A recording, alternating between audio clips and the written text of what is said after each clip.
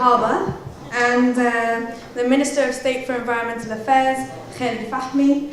Then we have a short film by Lindsay Parietti, which is produced by Cairo Climate Talks as well, taking us on a journey around 6 different places offering tourism opportunities in Egypt. Then we have a panel discussion and a Q&A with Emad Hassan, an energy advisor to the Ministry of Tourism, with 30 years of energy efficiency and clean energy experience to offer us. We have Cornelia Redeker, an associate professor at the German University of Cairo in architecture and urban design and co-founder of Nile Islands Initiative. We have Peter Worth, a hotel and travel agency owner in the Western Desert. And finally we have Henny Zaki, owner of Zawara Eco Lodge in Fayoum. We will have a Q&A, a question and answer session. And so I'd like to point out that you have a post-it note inside the folders that you were given on your way in. At a certain point in the discussion, I will ask you to give in your post-it notes to somebody who will come around and collect them. Have a think about your questions as we're going through. And finally, just two quick reminders. Please put your phones on silent and don't answer your phone in the room. And if you haven't already, but you would like translation, there's translation available with this gentleman here, with the headsets. So just in conclusion from me, yesterday we had a very fruitful workshop all day, because in case you don't know, we have a workshop for a day and then an event the next day.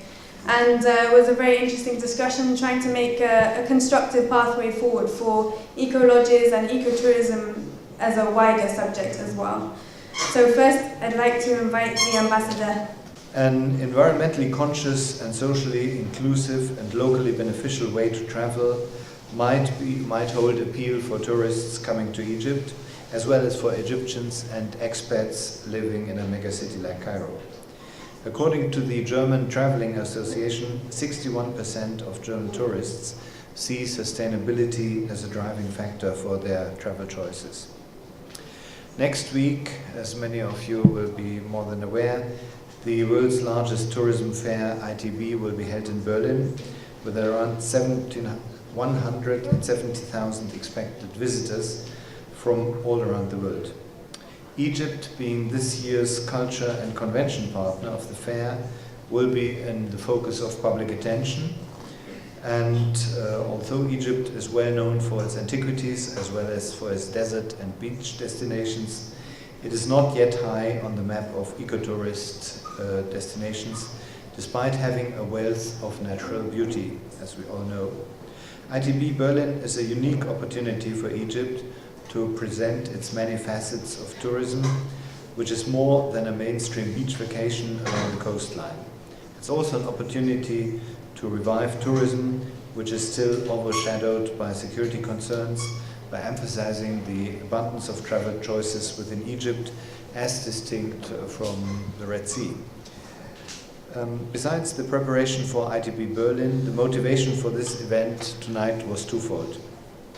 First, yesterday's workshop, whose topics we will take up tonight, has served as a capacity building workshop for Egyptian eco-lodge owners and service providers, with the possibility to discuss, for instance, the use of renewable energies in eco-lodges. How can small family-run businesses afford the initial investment for wastewater treatment, solar water heaters, or PV panels? Who are the service providers in Egypt?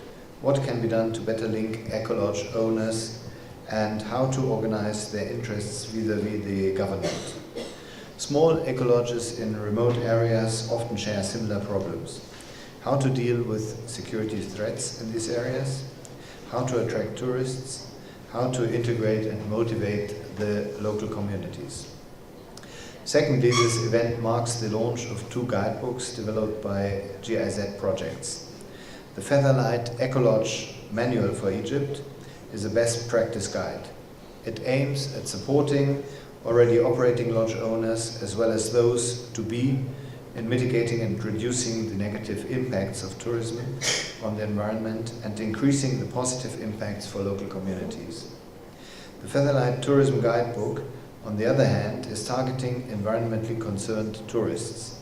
It gives inspiration to travel on a light footprint and truly experience Egypt. As we will not manage to organize a trip to see different ecologies within the scope of the CCT, unfortunately, we will make an attempt to bring these ecologies to you, to Cairo tonight. The CCT team has visited different ecologies all around Egypt and produced a short film about these lodges. This film will hopefully give you an idea of what ecotourism can mean in Egypt, where we stand today in this respect, and what can be done in the future to strengthen this niche of the Egyptian tourism sector. So I wish you a very interesting evening, fruitful discussions, and an eco-friendly journey through this evening. Thank you very much. To change ourselves first. Egypt is not going to move forward unless we change. The private sector always has better ideas than the government. We cannot argue that point. It always has better ideas because they're driven by motivation. And the government is saddled with the role of having to create a lot of things. They have to feed the poor, they have to create a business environment, they have to create a level playing field, they have to protect protected areas, and guess what? Anything goes wrong, the government is first to be blamed. So we are in no good position, but we want to work hand in hand with the private sector. So let's move on to the next one. Okay. So maybe this is a question for Hani and Peter in particular. Yesterday in the workshop we had a big focus on the challenges that eco-lodges face and people who want to deliver ecotourism more widely. And just briefly, I wondered if you could take us through some of the issues that seem to pop up for most operators and for most owners of eco-lodges. So maybe more of the logistical challenges that you faced in setting up your eco-lodge. Okay, before the logistics is the local community. Okay, this is the first challenge that I have faced. At the beginning, they didn't know the word or the definition of eco-lodge. I didn't tell them eco-lodge. I started to merge with them and to get to know their experience of how to build an eco-lodge, right? And they were, at the beginning, they thought that just, I don't have money, okay? I'm a very poor person, because simply I'm using the buds and the stones. So I told them, okay, I'm using this just because I don't have money really, okay? So that's why I'm using the natural resources like wood, mud, dried grass, and water to build this. This is my first challenge. My second is that, especially at Fayoum, 10 years ago, nobody was really working on the tourism in Fayoum. Just if you compare comparatively, of course, with what we have here now in Fayoum. So I started to give them some training and courses about how to deal with foreigners, whether even Egyptians as a visitor or foreigners. Okay, they don't know how to speak English. They don't have 4x4 vehicles. They don't know how even to drive in the desert. All kind of things. Okay, so I start even in little things that I have faced. Men in Fayoum, it's not proper for them to cook. It's the woman. So that was a challenge for me because simply my focus was to hire in my eco-lodge all the people from the local villages, not from Cairo. All the manpower I have from the local people. So we started to give them that they should cook, they should learn how to cook because you are in the desert. And part of them, of course, from ancestor from deep roots of the Bedouin tribes in North Africa. Logistically, the water was very challenging, and the electricity, of course, in second. And I tried to adapt myself that I have already water supply connected with the main water station in Wadi Rayyan in Al-Wala village. It's cultivated area. Number two, I don't use any generators, anything that's run by machines, except like you have seen solar power and candles. So far, I'm working efficiently. Let me start with the energy vector. Hussam Hilmi from the Diving Center mentioned something about bringing in renewable energy and charging the client. I'm going to sue him because he did not credit this to me. We visited with him, and His Excellency the Minister of Tourism and His Excellency the Minister of Finance have recently agreed to allocate some money to introduce renewable energy and energy efficiency into the hotel sector in ways to support these hotels.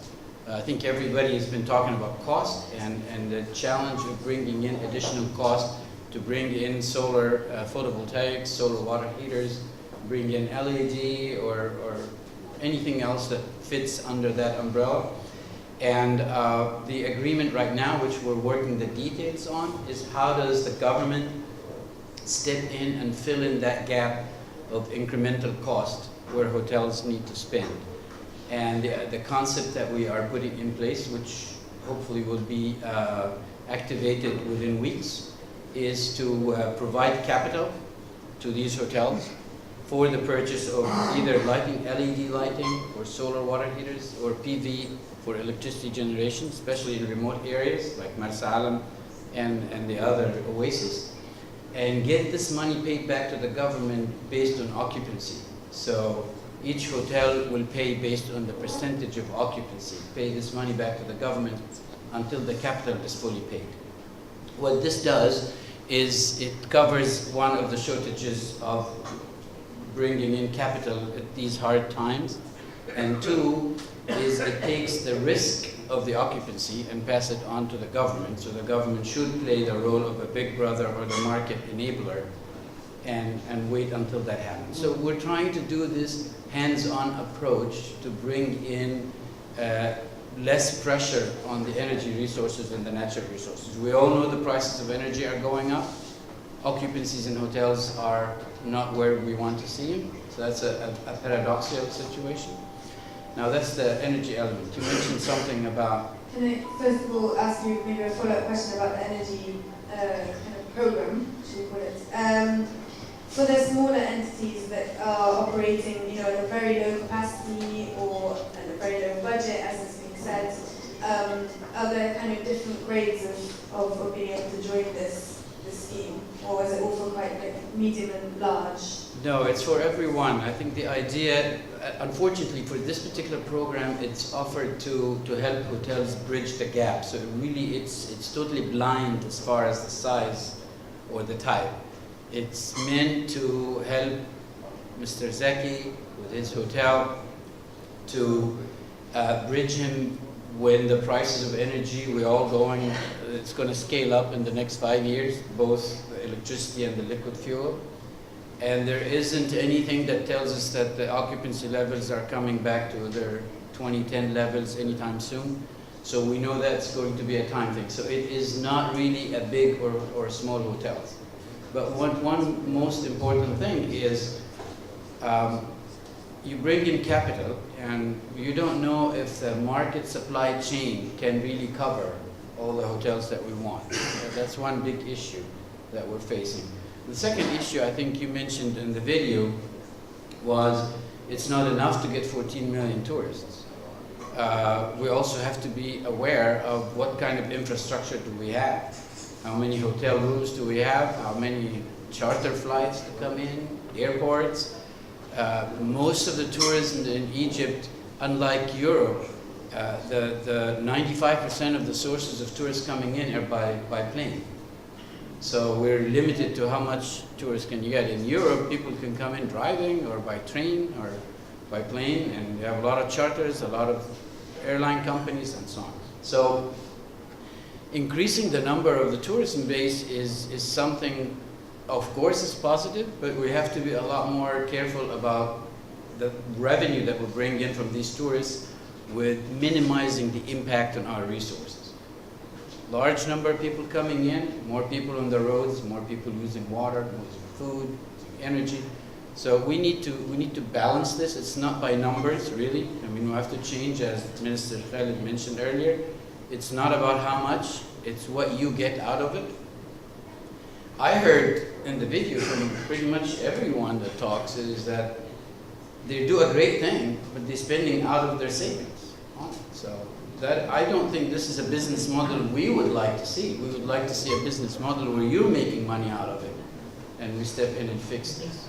I don't know if I answered your question, but I'm reflecting on what I saw, which was very, really